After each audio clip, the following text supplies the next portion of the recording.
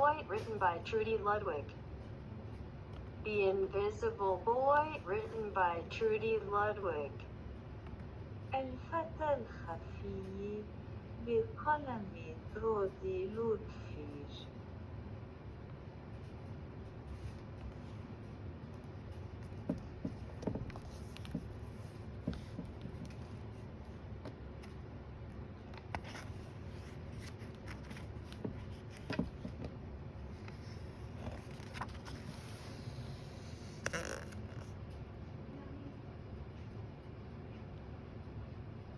Can you see Brian, the invisible boy?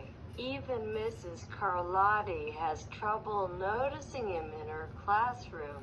She's too busy dealing with Nathan and Sophie.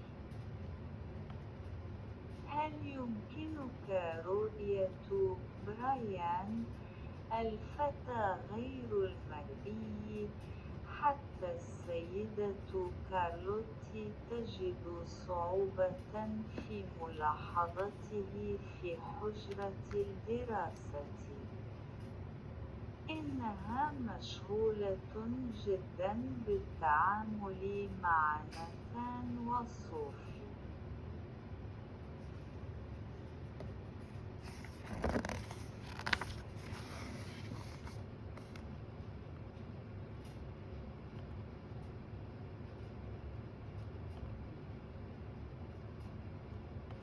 Nathan has problems with what Mrs. Carlotti calls volume control.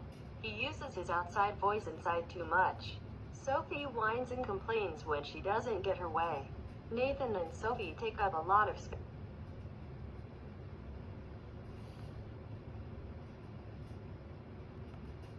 ناتان لديه مشاكل مع ما تسميه السيدة كارلوتي التحكم في مستوى الصوت. يستخدم صوته الخارجي في الداخل كثيرا. صوفي تتذمر وتشكو عندما لا تحصل على ما تريد. يشغل ناتان وصوفي مساحة كبيرة. لا بريانا.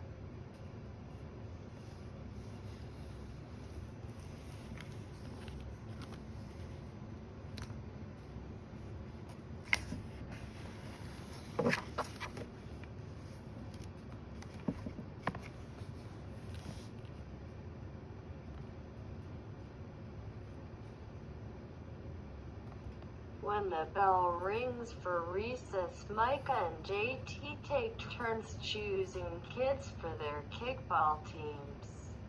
The best players get picked first, then the best friends of the best players, then the friends of the best friends. Only Brian is left, still waiting and hoping. عندما يرن الجرس للاستراحة، يتناوب ميكا وجيتي في اختيار الأطفال لفرق كرة الرجل الخاصة بهم. يتم اختيار أفضل اللاعبين أولاً، ثم أفضل أصدقاء أفضل اللاعبين، ثم أعز الأصدقاء.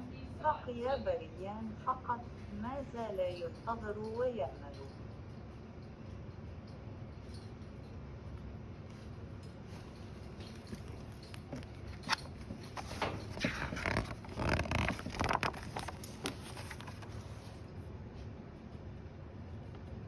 JT glances in Brian's direction and just as quickly looks away. We've got enough players for each team, he tells the others. Let's play ball. جيتي يلقي نظرة على اتجاه براين وبسرعة ينظر بعيدا. قال للأخرين: لدينا عدد كاف من اللاعبين لكل فريق. دعونا لعب الكرة.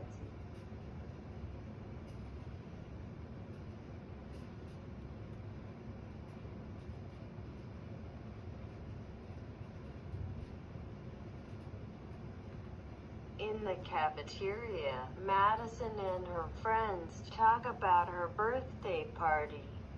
The rope swing over the pool was awesome, says JT. Yeah, so was the water slide. Adds Fiona, that was the best pool party ever. I'm so glad you guys had fun, says Madison. Everybody did except Brian. He wasn't invited. في الكافيتريا تتحدث ماديسون وأصدقاؤها عن حفلة عيد ميلادها. تأرجح الحبل فوق المسبح كان رائعا. يقول جيتي: نعم، هكذا كانت الشريحة المائية. تضيف فيونا أن هذا كان أفضل حفل على الإطلاق. يقول ماديسون: أنا سعيد للغاية لأنكم استمتعتم بالمرح. الكل ما عدا براين. لم تتم دعوته.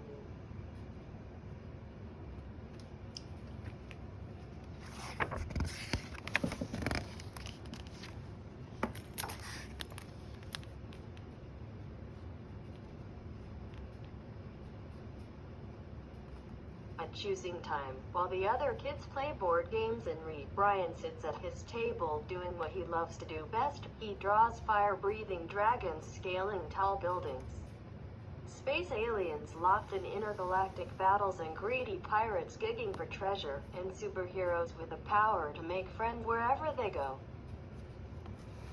عند اختيار الوقت، بينما يلعب الأطفال الآخرون ألعاب الطاولة ويقرؤون، يجلس بريان على طاولته ويفعل ما يحب أن يفعله بشكل أفضل.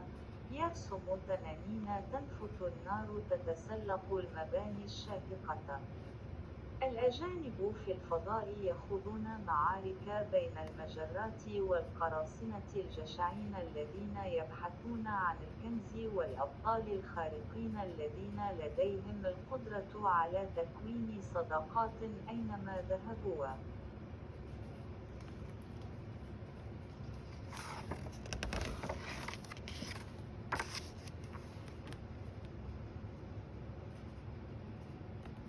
On Monday morning, Mrs. Carlotti introduces Justin, a new student, to the class. Brian smiles shyly at him.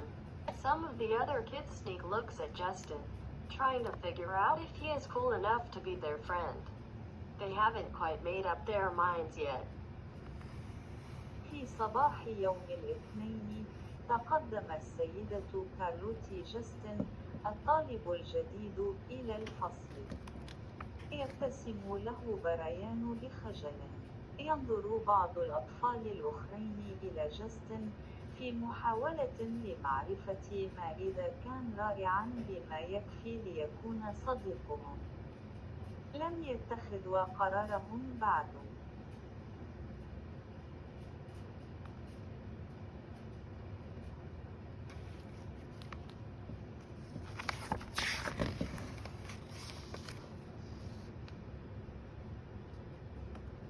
At lunch, Madison and JD watch Justin eat with chopsticks. What's that? Asks Madison as she points at Justin's food, and the kids laugh. All of them, that is, except Brian. He sits there wondering which is worse, being laughed at or feeling invisible. في الغداء، شاهد ماديسون وجيتي تناول بوستين مع عيدان تناول الطعام. ما هذا؟ يسأل ماديسون وهي تشير إلى طعام جاستن. ويضحك الأطفال كلهم ما عدا براين. يجلس هناك متسائلا أيهما أسوأ ضحك عليه أو يشعر بأنه غير مرئي.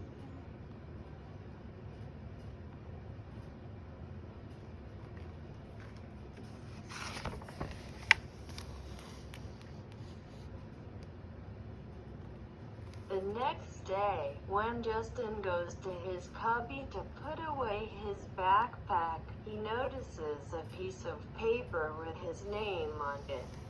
Justin, I thought the bulgogi looked good. From Brian.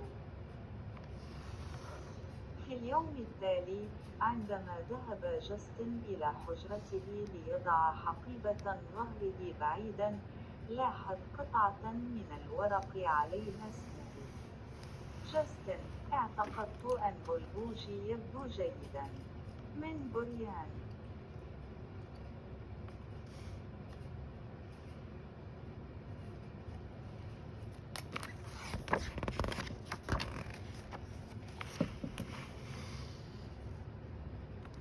At morning recess, Brian finds a piece of chalk on the ground and starts drawing away.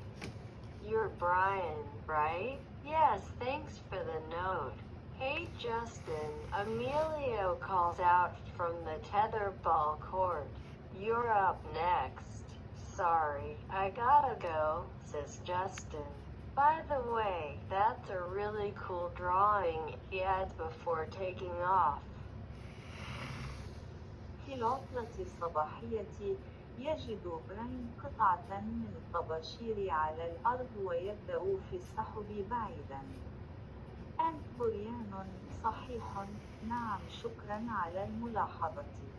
مرحباً جاستن، ينادي إيميليو من ملعب كرة القدم، فأنت التالي. يقول جاستن: آسف، يجب أن أذهب. بالمناسبة، هذا رسم رائع حقاً، يضيف قبل الإقلاع.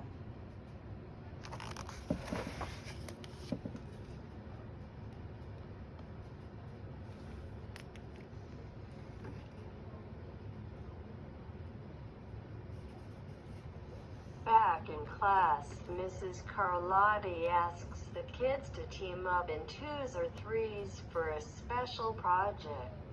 The kids scurry around the room to pair off.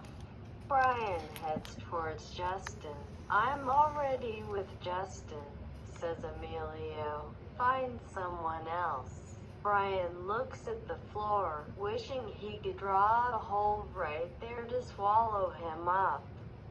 Mrs. Carlotti said we can have up to 3 people in our group. We're only 2. Come on, Emilio. Let him work with us. Okay, I guess.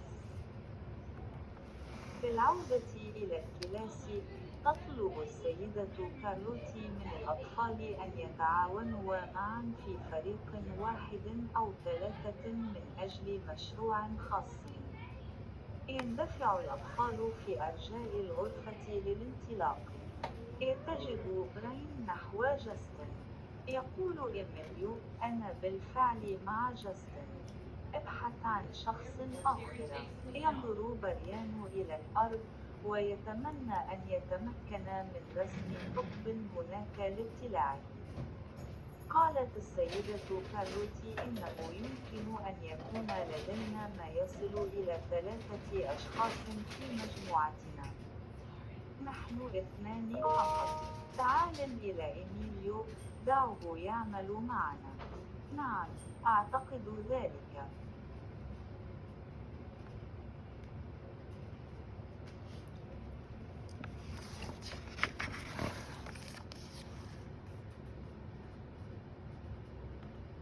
Mrs. Carlotti gives the class directions for the project. Your assignment is to work together to write a story about what you see in that photograph. Use your imagination and have fun. Well, cool, says Emilio. What kind of people do you think would live in houses like that? I don't know, but I bet Brian could draw them to go with our story, says Justin. Brian smiles as he takes out his lucky pen. تعطي السيدة كارلوتي توجيهات الفصل للمشروع. مهمتك هي العمل معا لكتابة قصة حول ما تراه في تلك الصورة. استخدم خيالك واستمتع. واو، رائع. يقول إيميليو: ما نوع الأشخاص الذين تعتقد أنهم سيعيشون في منازل كهذه لا أعرف، لكني أراهن أن برايان يمكنه رسمها لتتماشى مع قصتنا، كما يقول جاستن. يبتسم براين وهو يأخذ قلمه المحفوظة.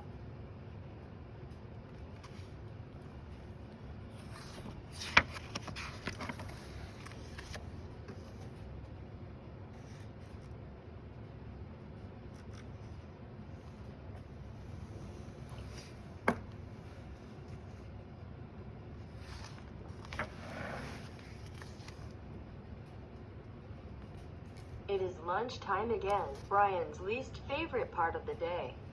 20 minutes of kids talking and laughing with everyone else but him. Brian, he hears someone shout, "Hey Brian, over here." Brian turns and sees Justin waving him over. Emilio nods at Brian as he makes room for him at the table.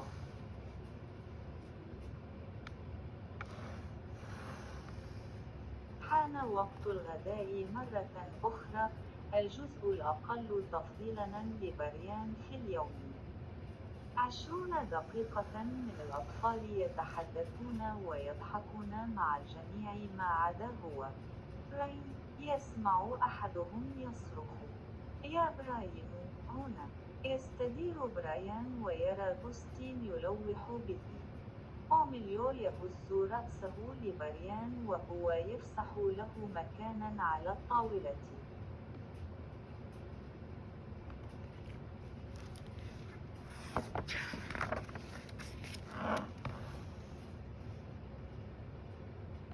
Maybe, just maybe, Brian isn't that invisible after all. ربما فقط برايان ليس غير مرئي بعد كل شيء.